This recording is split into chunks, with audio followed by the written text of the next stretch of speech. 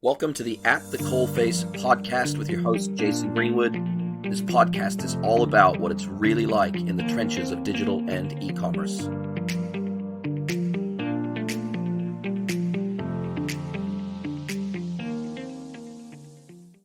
Hello, everybody, and welcome to another episode of the pod. I've got a super exciting episode in store for you today. We've got John Ivanco from Formtoro with us today. Welcome, John.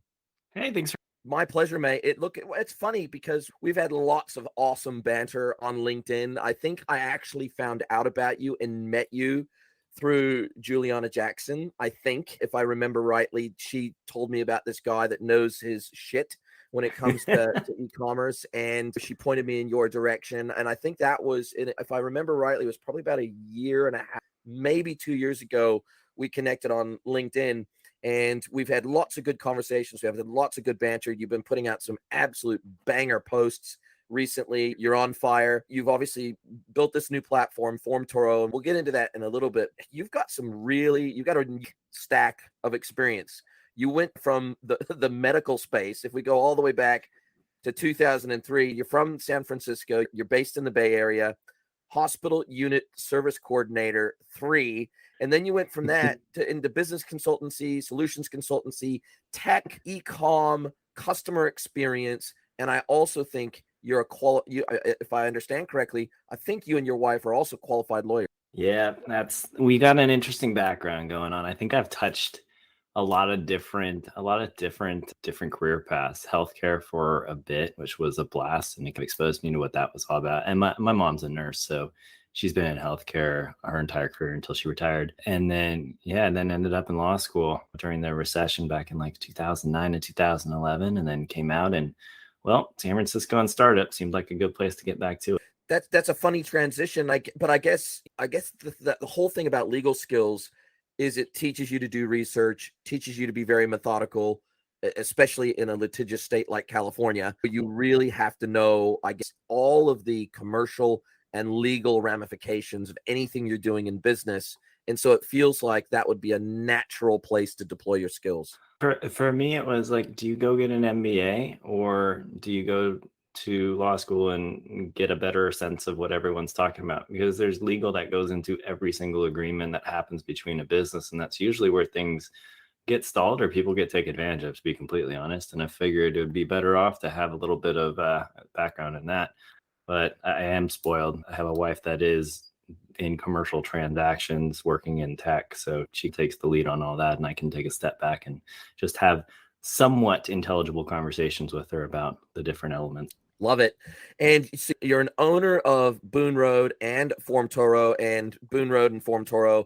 Basically, as I understand it, you offer a combination of platform and services. So we can almost think of you as an agency, but not really. You offer CX and UX services, and you offer a platform to create better experiences for customers that also, in the same breath, collects really solid and really high quality zero and first party customer data to inform that customer journey, and then to also reuse that data in a way that, instead of weaponizing that data from a marketing perspective, it's more, how can we leverage this data to make sure that we are servicing our customers at the highest level possible, but also are we using this data in a really meaningful way to help do things like contain CAC, going after the right cohorts of new customers, because we'll talk about this a little bit more as well based on your experience. Most customers don't even come back to most websites for even a second purchase, let alone a third, a fourth, and a fifth. So how can we leverage this data to better understand our customers? So we're creating an awesome experience, hopefully going after cohorts that aren't going to cost us the earth and are high quality cohorts. And instead of having this total blind reliance on the likes of Facebook and Google for all of our audience creation, how can we send them some cohorts that we can then create lookalike off of that are actually meaningful to us as a brand? So I know that's a lot to unpack, but you have services and a platform agency rolled into one. We didn't start out that way. So Boone Road was a holding company because we didn't have a name for our company for the first year while we were building it in the background and talking to a bunch of agencies under NDA and other companies and figuring out where we could fit into the landscape. We had grand ambitions of being SaaS. And that's completely candid. We thought, oh, everyone's going to get this. Multi-step pop-ups, live data collection. That sounds like everything you could possibly dream of as a marketer, because you get so much more information and you don't have to guess. And then we found out after talking to a bunch of agencies that people are like, oh, okay. And they didn't quite get it. It was an evolution and a pivot internally for us to say, I think the market isn't fully aware of how to handle data and how to leverage data and how to play with data. And as a result, that was like the natural return to consulting roots, so to speak, going back to what I was doing previously and saying, okay, how do we build a tool that helps me do my job better? And how do I put myself in there, make my life a little bit easier, but be able to shepherd people through understanding how to leverage data and how to build strategies around it. That is so key. And I tell you, it's interesting that you have come full circle on that services versus technology piece, because I think all of us that kind of are technically inclined, and I'd like to think you're technically inclined. I'm very technically inclined. And we oftentimes think that technology, and in our industry, I see it every day, where merchants think that technology will solve all of their problems. And if they just implement this one piece of tech that is the silver bullet, then they'll never actually have to do any legwork. They'll never actually have to do any proper analytics work. They'll never have to speak to customers. It's like they're looking for this point solution that allows them to run a business hands off. And in my experience, that couldn't be further from the truth. Tech is an enabler, or at least it can be, but without the right strategy and the capability behind that strategy, it's all for naught at the end of the day. Yeah, it's weird. And I think e-commerce is specifically bad as a sector in the industry, just because there's a lot of hype and there's a lot of buzzwords and a lot of KPIs that are meaningless. And we do heavily rely on products that are marketed in order to own kind of the narrative around it. A lot of the bigger brands do a really good job of branding, but sometimes there's that part that's missing. And one of the easiest examples of that is attribution. By default, attribution's 30 days for every single platform. So everyone's trying to claim some degree of, yeah, I did this. And it's not really part of the thing. It's one tiny piece of a customer journey. And it's weird though, because that's the way that technology is set up. It either has to save you time or make you money, or preferably both. Now, how did you come up with the vision for Formtoro? Now, I know you said, look, we wanted to effectively build a SaaS platform that was turnkey, hands off, and people could just subscribe to it, or agencies could white label it, and you're off to the races and you're going to be the next .com billionaire. So that's the dream of everybody that builds a SaaS platform, is it's a hands-off piece of technology. But when we look out to the market, and I've never used Formtoro before, so I'm just making some assumptions here. Yeah. But it feels like there are some other platforms in the market that attempt to be or do some of the things that you're doing with Formtoro. And I'm thinking of platforms like Jebbit and other Quizz Commerce platforms that really streamline and operationalize the collection or the creation first of forms and preferences forms and interest forms and quizzes and interactive experiences that demonstrate a benefit to the customer for giving up their precious data. And I think we're now getting to a place where I personally don't think the vast majority of consumers give a shit about privacy. I think there's been a lot of noise about privacy in the industry.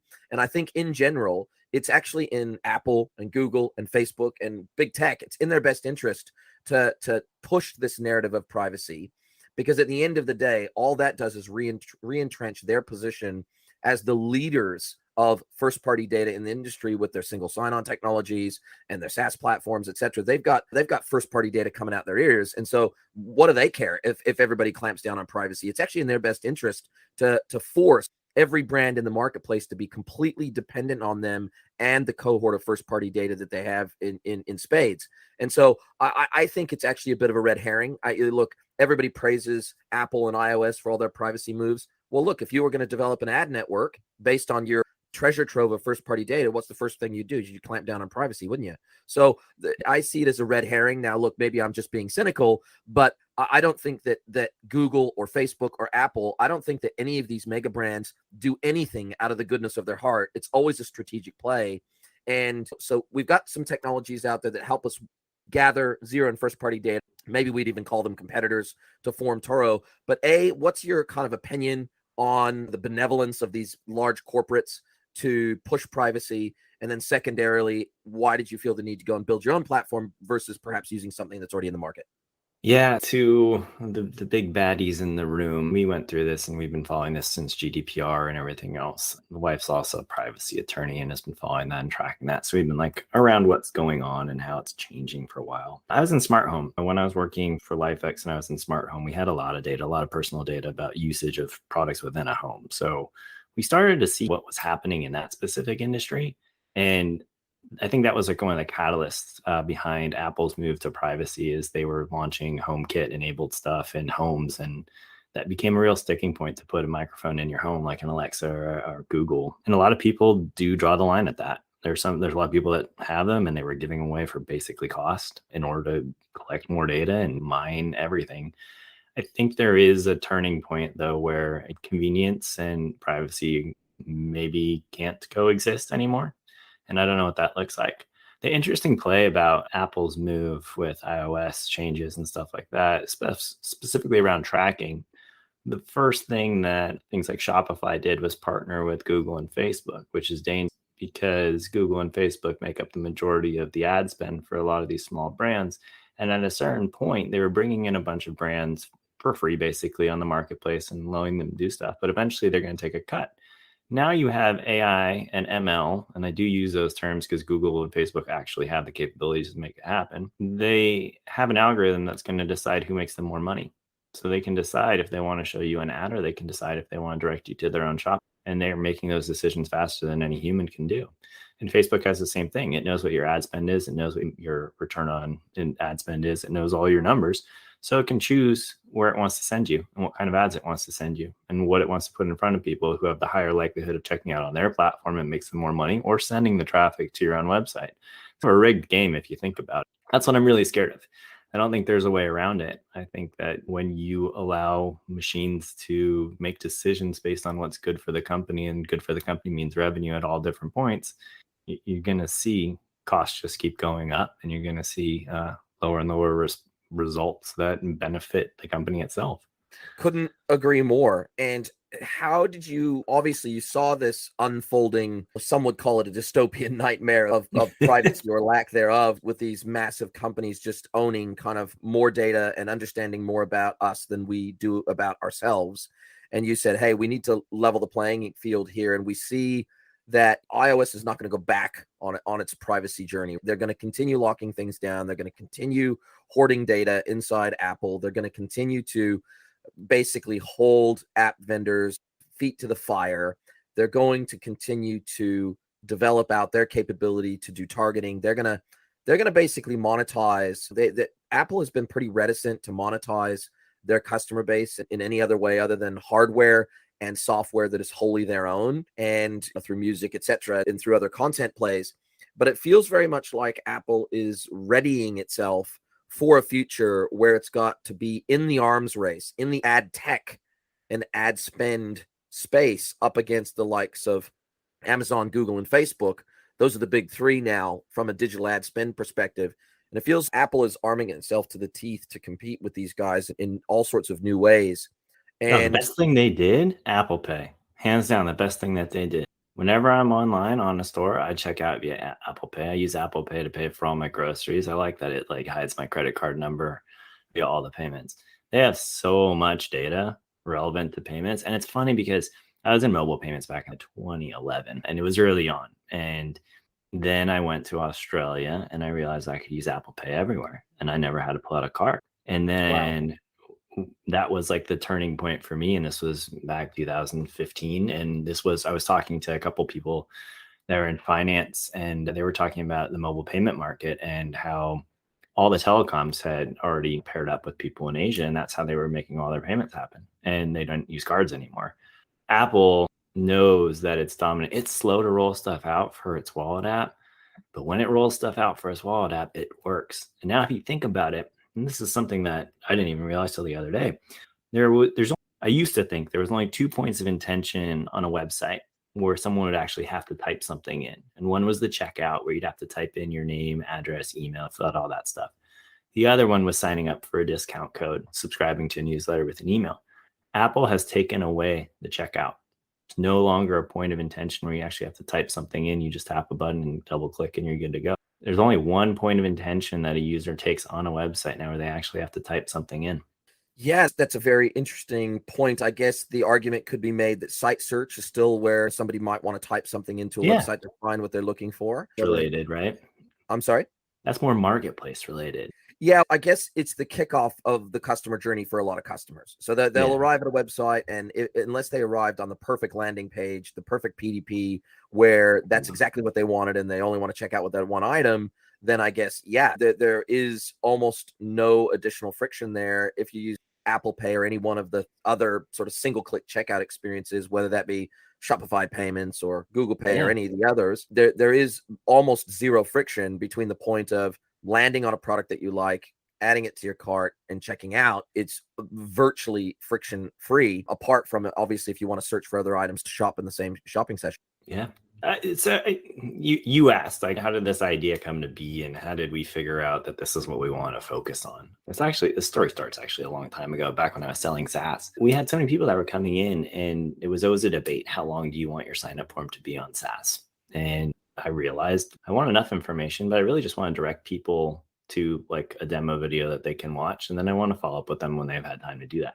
So one of my earliest things for messing with process is I built a video library for a SaaS program. There's like 240 videos in there. And rather than scheduling demos with people, which didn't seem like a good spending of my time, we sent them out like the videos and we let them watch it at their own pace. And then we followed up with a call and then scheduled follow-ups on specific things. That was my first intro to how important the customer journey was in all this, and how as businesses, we created so many different roles and processes that mattered for us, but didn't matter for the customer. And that was like a flashpoint of frustration that happened, of realizing that maybe we should just ask some questions and guide people towards the solutions that they're looking for at their own pace. And I remember I was used to ask people on the phone whenever I was talking to them in sales, how do you learn? Do you learn via video? Do you learn via audio? Do you want to read some case studies? Do you need to touch something, feel something? Everyone learns a different way. And yet somehow, in the infinite wisdom of the internet, we've decided that everyone needs to check out the same way, go on the same customer journey, and figure it out without any help. So I kind of nurture them through that. Fast forward to the pandemic, and after working with a couple clients, and it was the same thing. Everyone was doing the same thing. They put people on a landing page. They had them sign up with an email. They sent out a survey via the email, and then they hoped to get data from there.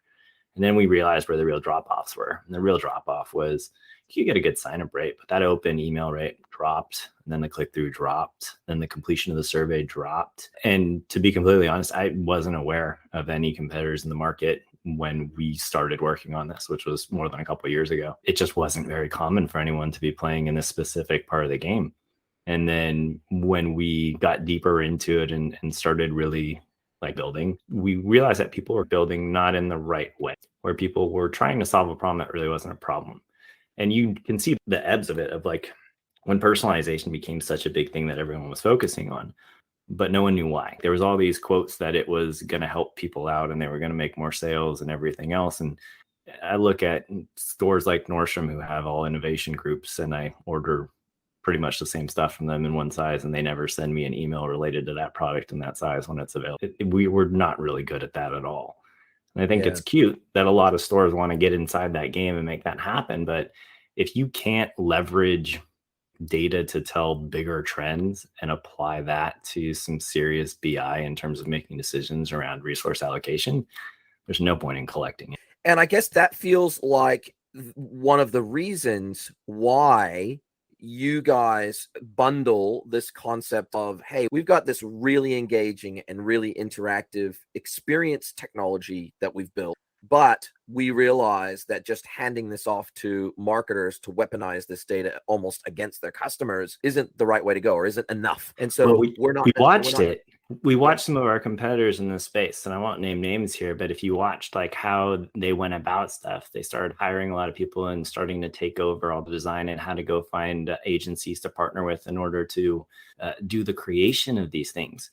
That's a problem. We talked to enough customers to realize that people don't actually understand what kind of questions to ask and why. And if you've ever had to take a survey from a company, sometimes they ask you questions that have no bearing on your customer journey at all. It's all related to demographic info that they'd like to have for whatever reason. That's the gap. And there wasn't a good way to solve it And there's not enough writing on LinkedIn that I can do in order to persuade people to think about it differently. And so by offering both services and tech together, then you put yourself in a position where it's like, hey, we can not only facilitate the creation of these engagement experiences and what that looks like and what that feels like, how it's branded, how it's delivered, where it's delivered in the customer journey, etc. But we can also provide strategic advice and consultancy on what to do with that data once we've gathered it, as well as how can we make this immediately as well as in the long term beneficial to the customer that chooses to give us the data in the first place. 100%. That's all about the customer. And I think I love to play with what's possible. And building products is something I've really enjoyed doing for a number of years. But the idea that we all do stuff the same way is baffling to me. We broke out multi-use coupon codes that were unique and created on the fly. And we thought that was really cool because every time I want to sign up for something, I usually want to test out one thing on a brand. And then if I like it, I have a good experience, I want to come back, but I don't want to be gated back by another coupon code or waiting for an email where it's bias built into it. You're like, just provide the coupon and use it twice. It's amazing what happens when you remove that bias and you can understand the behavior of the customer when you're not chasing them with discounts and offers all the time. And I get the other thing about that is that when we see brands do this and it's become almost like pandemic of its own in our industry, is this concept of discounting, discounting and promotions and offers and coupon codes and everything else. First of all, to acquire the customer. Second of all, to acquire the customer again, effectively, even if they're already a customer of yours, because you're trying to get them to come and shop with you again. And so it's all about who has the bigger, better, badder second incentive to get them back a second time, let alone almost zero hope of getting them back a third or a fourth or a fifth time. So it feels like a lot of these brands have historically looked at acquisition as an every time thing, meaning we're competing in the marketplace every single time for this customer. Even if they've bought with us one time before, we know that there's virtually zero brand loyalty. So the second time they're going to go out and look for a product, even if we carry that product or even if we sell that product, they're going to go to Google, they're going to go to their favorite shopping comparison website, they're going to go to Amazon, because price discovery and product discovery is virtually instantaneous today. And as a result of that, I think that's actually created almost consumer ADD to the point where they don't even remember, even if they've shopped with a brand a month ago, they may not even remember that they shopped with that brand because they didn't find that brand through brand loyalty. They found that brand through Google search or shopping comparison website in the first. If you ever walk into like a Best Buy store or whatever else, and the amount of people that have their phones out that are looking up stuff on Amazon is funny to watch. This is someone in a retail store that could make a purchase right there, and they're still comparison shopping within a store. I think someone geofenced, I think I heard about this. Someone like geofenced it to automatically put some degree of a notification on it, or didn't allow people to use the in-store Wi-Fi to find a competitor store. I'm pretty sure someone did that. So they couldn't showroom it. Yeah, so like you could go into the store, and if you sign on to their Wi-Fi or whatever for the free Wi-Fi, they would geofence. Like it might have been, I don't remember who it was. Good example would be like if Best Buy did it and said, "Oh, you can't search Amazon when you're in our store on our Wi-Fi." Wow, that is nasty. I guess if you're Best Buy, you're thinking, man, we got to do everything we can to compete against Amazon. But I guess if I was in their shoes, I'd be thinking, what is so bad about our in-store experience or our customer experience, full stop, that we can't win these customers when they're on site? I just think it's one of those things where we default to those behaviors. We really default to those behaviors. And when you're in physical retail, you just don't have access to as many things. So sometimes things are out of stock, sometimes things are low, sometimes they're not in a color that you want, etc. So your default is, where else is this sold? And can I go find that? And I remember this. And this is an example. I wish I was able to do this. I didn't get to do this. But we were sold on Amazon and through Amazon, and we had map pricing on all of our stuff. And the question would come up in our weekly marketing meeting: we're getting crushed by Amazon. Why? We got to be losing sales to Amazon. How do we fix this? And I was like, it's really easy. You add a modal button that says buy on Amazon. And then when someone clicks it, it pops up and says, hey, we have map pricing, but we have twice the amount of return policy here, and we'll give you 10% off. If you'd still like to go to Amazon, here's the link. That's literally all any store would need to do. And then justify that supporting a brand directly actually helps them to keep providing excellent service that and build more products for the audience.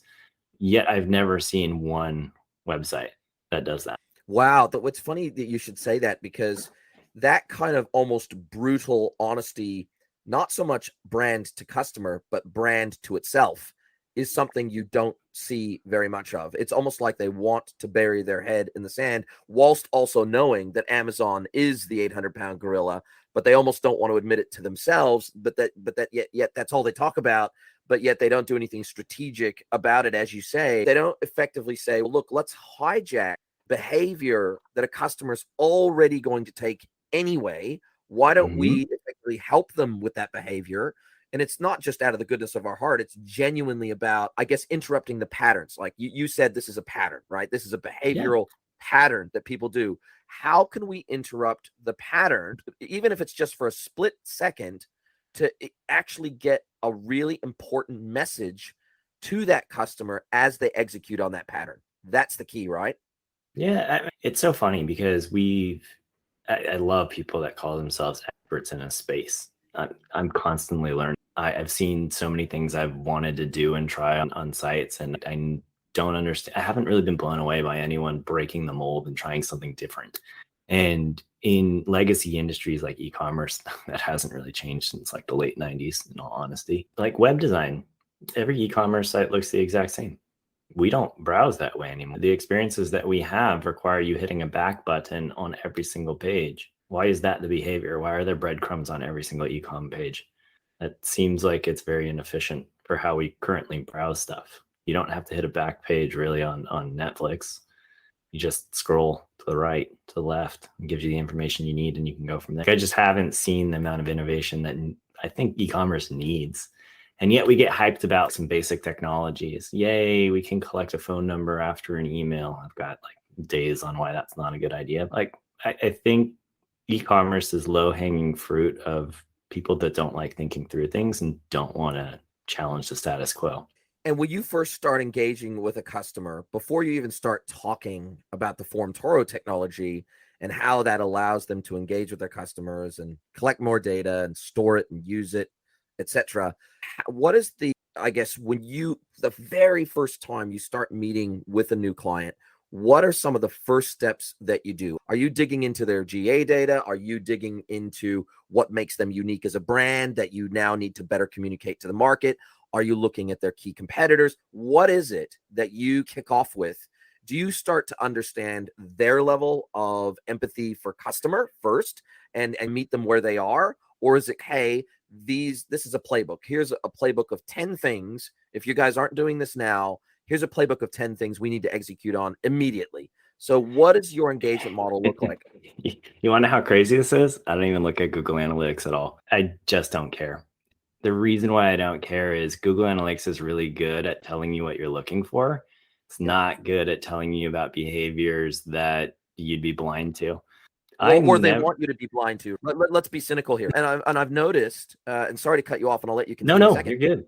I've noticed that Google Analytics, particularly with GA4 and with the latest Mhm. iterations of GTM, they become effectively developer-only platforms. If we look at data layers, if we look at the complexity of implementation of GTM, if we look at the lack of e-commerce tracking and transparency of GA4 versus Universal Analytics, which is being deprecated, to me, Mhm. it feels very, to me, in the early days, Google made analytics, it was a democratization effort to make analytics available to everyone. But now it feels like they're going the other direction and they're making it so technical that it's almost useless to the common. If they want to make it useful, we just had this conversation the other day. The fact that there's a Facebook Click ID and there's Google Click ID and they don't talk to each other, and best you can do is UTMs, and the UTMs work okay most of the time if they're supposed to work that way, right? We have no consistency across the entire ecosystem, and that's done on purpose. And Mhm. that's I think that's part of it. I don't even show our platform. I don't talk about the data collection side on most of my calls. Most of my calls are just chatting with the person, understanding where they're at in their business and kind of what their immediate goals are, and understanding what resources they have allocated towards making a strategy shift. Because for when we work with people, you need to be committed to making a strategy shift. And we don't need to seed that much. We'll go to the website and see what pop-ups they have if they're doing quizzes and stuff like that. And we'll just ask how they're using that data. And most of the time, they might be segmenting emails and that's about it. But most people have been doing emails long enough to know that if you just have a good subject line that's related to why the person signed up, they're going to open it. That's 90% of the battle. The click-through is all about timing or curiosity, really one of those two things. And I think a lot of people miss that. Like e-com and conversion rates and everything else is about right time, right place in front of the right person. Well, the messaging doesn't matter as much as I think a lot of people like to think that it does.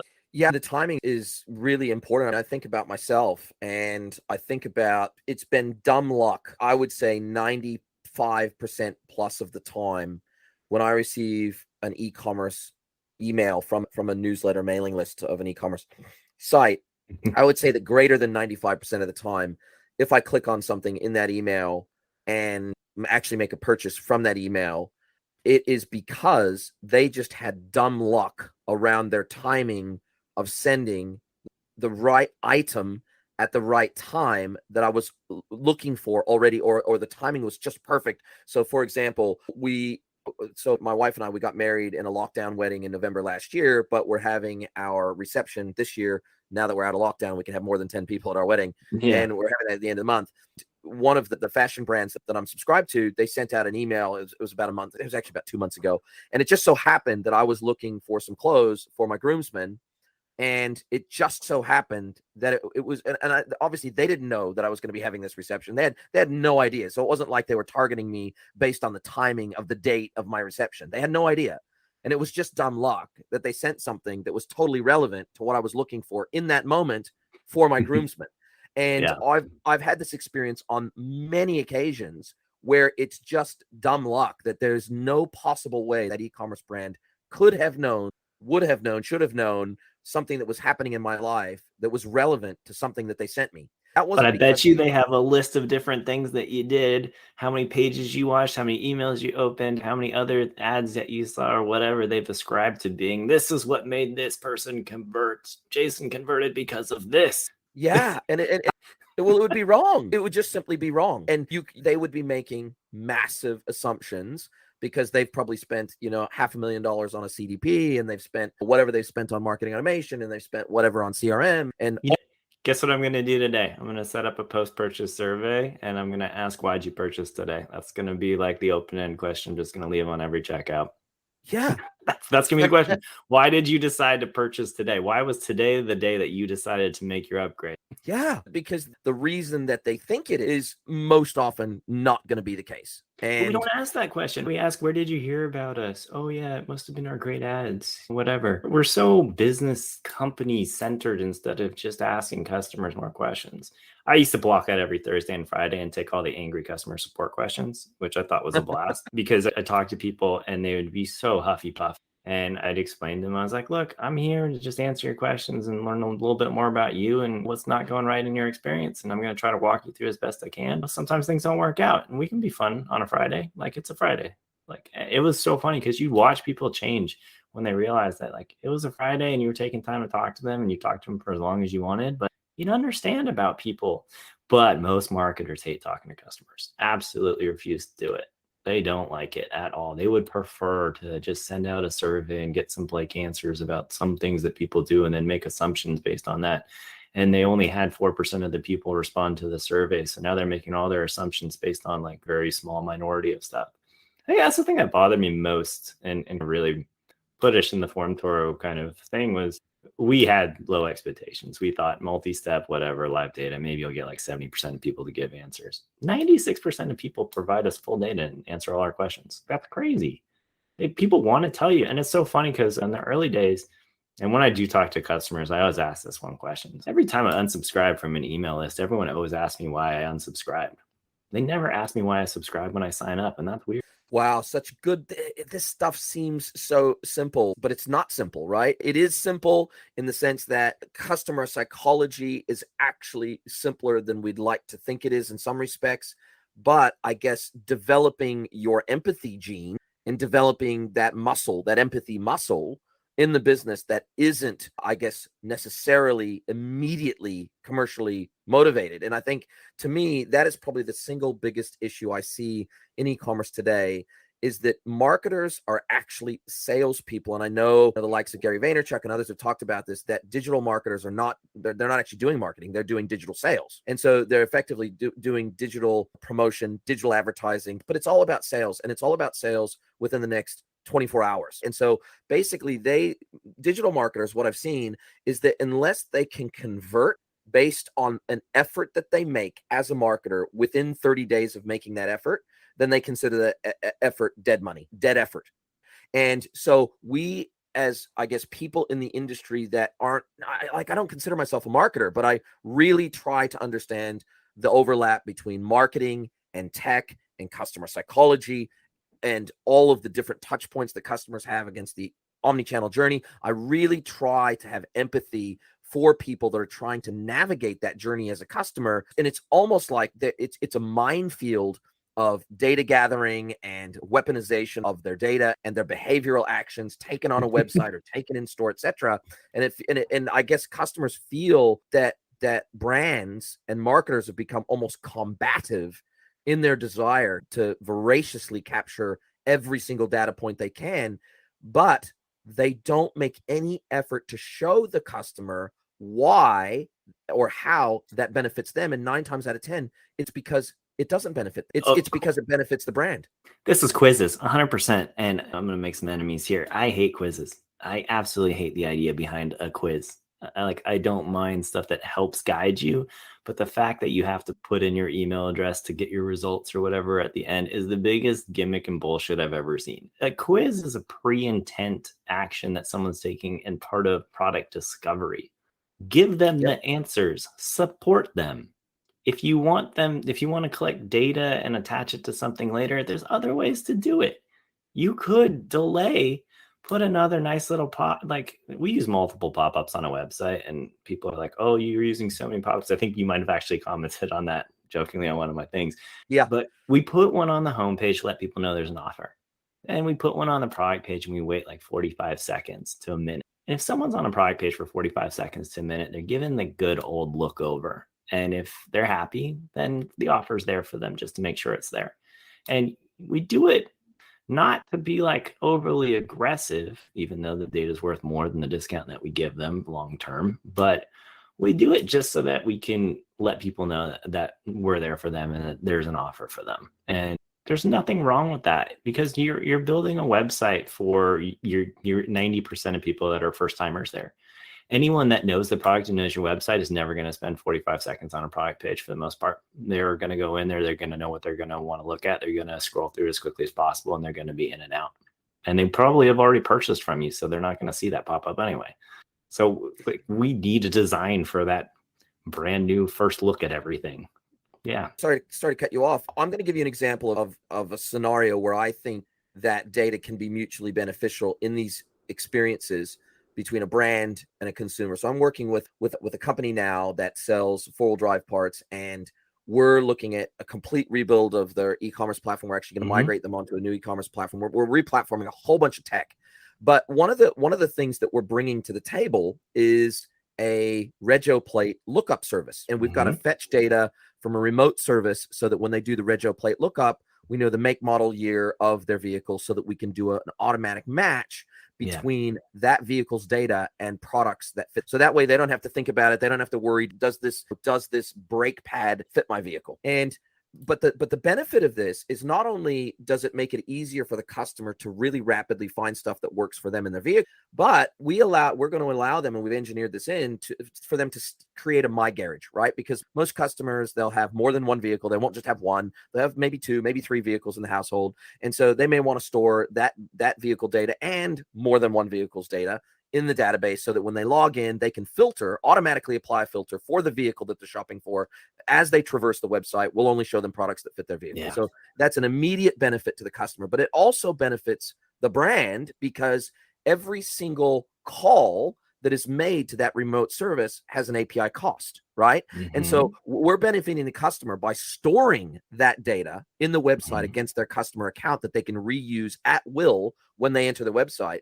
but it also benefits the brand in reduced API costs, in remote services costs. And so this is a case of an absolute win-win. It dramatically reduces friction for the customer. It makes their life better and easier and faster. And particularly for people that are working in the trade and working on project vehicles, we're going to allow them to store their projects as if it was a wish list. They'll be able to store each project as a wish list so that they can add items to that wish list for that vehicle project that they're working on.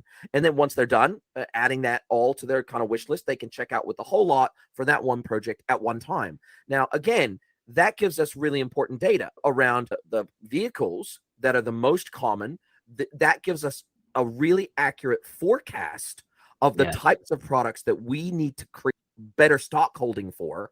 It gives us insight and intelligence into the community that we're servicing. So there's all sorts of benefits to the brand, but there's a super tangible benefit to the customer.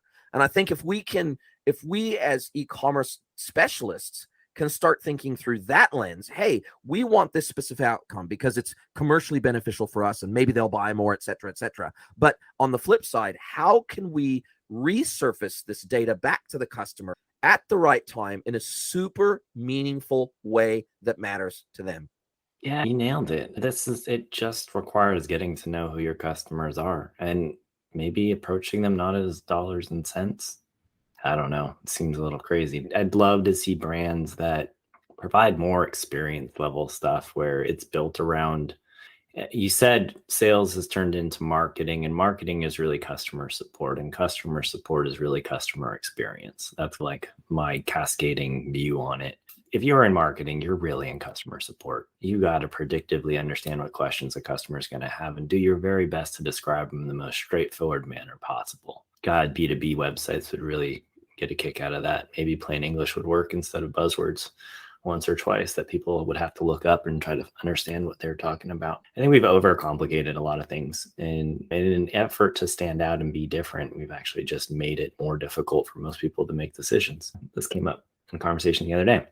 My rant about product pages the other day, that particular product did not list the materials of that product on the product page. If it's on a tag and I can't feel it or read it, I need it on the product page. Pretty simple stuff, isn't it? It's not rocket science. Not at all. And that's why I think when I go in and I'm consulting with brands, the first place I start, and it sometimes surprises them because we work across process design, org design, tech, data, people. We work across the whole ball of wax, so to speak. But where I often start to try to identify the gaps in the business is I say, show me your product data and show me your customer data. Show it to me. Show me an example of it. Let's log into your ERP or wherever you store whether you've got a PIM or whether you only have product data on your website. Show me a typical example of the type of product data that you've got in your system and how it's organized, and whether you've got structured product data, unstructured product data, both. How are you displaying it? How are you presenting it? Can customers filter by it? All these things. And they start to show me what your product model is. Show me the parent-child relationship. Show me how you manage variants. Show me how you interlink these. Show me how you show related products, or are you relying on some ad tech to create those product relationships? Show me your customer data. Show me what you collect. Show me at what point you collect it. Show me, if you're a B2B business, show me your pricing model, your pricing tiers. Does everybody have their own unique price list? Why do we do these things? What are the motivators inside the business? Because oftentimes they say, oh, we grew organically, which is to say we had no plan. We didn't do any of this with any intention, is all that means. And when we start talking about data and I start explaining to them the importance of organizing this data in a better way, not for them, but for their customer experience. And I'll tell them, look, we need to do 2 weeks or 3 weeks worth of work on your data before we can even start thinking about a rebuild or getting this into an e-commerce website, because your data is not e-commerce ready. And they're oftentimes shocked, and it's like a light bulb goes on and they go, oh my God, you're so right. We didn't even think of that. And it's really hard when you're in the fishbowl. It's really hard to get the view from outside the fishbowl. It's just the way that it is. And sometimes that third party view of someone coming in that's being paid to tell you where your baby's ugly, that sometimes is the game changer for them. Yeah, I do this with UTMs. That's the first thing I ask for. I was like, can you just send me what your UTMs look like? because most of the time there's no version controlling on them. There's no rhyme or reason to how they're structured. It's just random strings. And I'm like, you do realize that, number one, you're broadcasting this to all your competitors because you're telling them exactly what you're doing. But number two, there's no version controlling on this and no testing. If you can't version control and test and measure against each other in a very easy way, you're going to run into problems here. This came up too the other day. How many times have you been on a website and seen these collections that don't have anything in them? I think I was looking at a couple of stores the other day, and there were something like an ungodly amount of collections, like over 50 collections, and half of them didn't have anything in them. And I was like, why do they exist anymore? Like, just clean up of data in order to streamline stuff, in order to build. And I do think this one's interesting. I think collections are underutilized on Shopify massive, and that there's room for cross collections now, especially with 2.0 coming out, where you can easily drop some stuff in. God, it's the biggest opportunity that I see right now is better landing pages, leveraging customized collections for different people coming from different ads. Like, you can make a killing right now doing that. And you've always been able to do that on any platform that allows you to have hidden categories, for example. You've always been able to do that, but most brands don't take the energy or the time to do that, to create custom categories with custom product assignments in those categories as landing pages for ads that make that landing page ultra relevant to that point in the journey. It's so possible and so easy to do. And yet, this is what I'm saying. I think it seems easy to me. It seems easy to you. But the vast majority of people, and maybe we need to give them a little bit more credit, it's not a thought that comes across a lot of people. Juliana and others have told me this too, because I'm too much in my own bubble. Everything seems like it's an easy fix. Yeah, you should collect lots of data. Yeah, you should use that in your ad reporting and recommendations. You should also use data in order to figure out where the gaps are in your customer journey. And it's pretty easy. You just ask these questions and you can go to the product page, and if they're there, if they're not there, then we look to add them in a sensible way. People don't think like that though.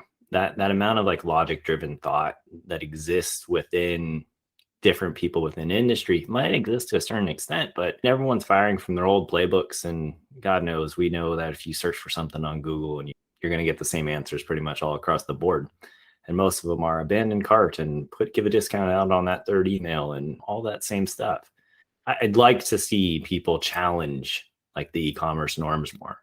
I'd like to see people get brave and have a landing page that's just a flashing stop sign that says hi, instead of trying to sell a product. Like, why not? There's no rules.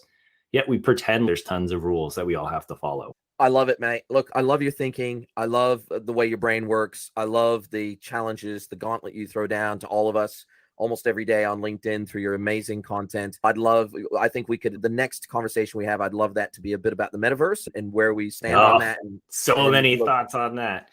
Look, I think we could have a couple-hour conversation on that. So let's save that for the next time. John, I super appreciate your time. I've loved our conversation. I'm really enjoying your content. I think you're really challenging the status quo. You've asked all of us and challenged us to challenge the status quo, and you're absolutely doing that. That you're walking the talk. You're not just talking the talk. And I love that about you. You're one of the few that when I open up LinkedIn, that I actually look forward to your posts. I look forward to your content. You and Rick Watson and a couple of other, it's a small handful. It's less than 10. Let's put it that way. Of people, really, when I open up LinkedIn, I actually genuinely enjoy your line of thinking and the insights that you bring to the table that are totally relevant and actionable. They're really actionable, and brands would do well to follow you and to take your advice, because I think that you come at it from an angle that is so totally practical. This is not crazy stuff that you're talking about. This is not pie in the sky stuff. This is extremely practical thinking that you're bringing to the table, and weaving that concept of consumer psychology in with just common sense. And I absolutely love that about you. So thank you for what you're doing for our industry. I really appreciate it personally. Thanks for the kind words. It's been a pleasure getting to chat with you finally and go through all these things. And you got to push forward, right? You got to work on questioning everything. And some time ago, we all stopped being kids and we stopped asking why. And now I'm the annoying kid that asks why to everyone about everything. And I think that's a good thing. I think we should all be questioning everything that we do. And we should be testing a lot more crazy stuff. I think we've stopped testing crazy stuff. And I think we should be testing a lot of crazy stuff all the time. Could not agree more. Now we're at the final segment of the show where This is a brand new segment introduced it a few episodes ago where I turn the microphone over to you. I let you ask me one question, any question you like, and I do my best to answer it. And this has actually turned out to be a super popular segment. I've gotten some feedback that people absolutely love it when I have to go on the defensive, so to speak, and answer a question from you. So over to you, John Ivanco. Thank you so much for your time. Thank you for what you're doing in the industry. Thank you for Formtoro. And over to you to ask me one question, any question you like. When do you think the bottom of e-commerce is going to fall out? I think it already has, and I just think most brands don't know it yet. I think from all the data I'm seeing, particularly out of the UK, which I think has some of the best e-commerce data in the world right now, we're seeing that from the COVID peak, on average, across the board from an e-commerce perspective, about 25%, and as a percentage of penetration of retail. And so I think we're seeing that right now. And I think we're going to see that unfold. And that is going to be the shockwave that hits e-commerce over the next 6 to 12 months. And do I think that we will go back to lower than pre-pandemic levels? No, I don't. But do I think that we will return to the mean? For example, in New Zealand, we were growing at about 1% penetration a year in e-commerce. We're going to return to that mean. I think that if we take out the noise of COVID and we drew a straight line between a trend line between where we were pre-COVID and now, I think that trajectory that we were on, taking out the noise of COVID, it will go back to much closer to that mean. We won't lose all the gains of COVID, but we'll be much closer. Here's the follow-up to that. Rising ad prices aren't going away. And what do you think they're going to contribute to that mean and the consistent growth within e-com? I think the brands that haven't had empathy before for their customers in ways that we've been talking about and have been reliant for the life of their business in many cases on cheap and easy acquisition through the likes of Google, Facebook, and Amazon. I think that those brands are dead men and women walking and they don't even know it. Completely agree. John, it has been absolutely my pleasure hanging out with you. I've gotten so much out of this. We could have another 2 hours talking together. I won't put the audience through that right now, but look, I'd love to have you back on the pod again, maybe in another few months, 6 months, whatever. And I'd love to jump into the metaverse and some of the other things, some of the other topics that are a little bit off angle from direct e-commerce. And I'd love to get your take on so many other things. So let's do it again. Let's do it. Let's do it for sure. Thanks for having me, Jason. It's been a pleasure. Are you a merchant or software vendor that is focused on e-commerce or omnichannel? Then head over to greenwoodconsulting.net to see how we can help you scale your business.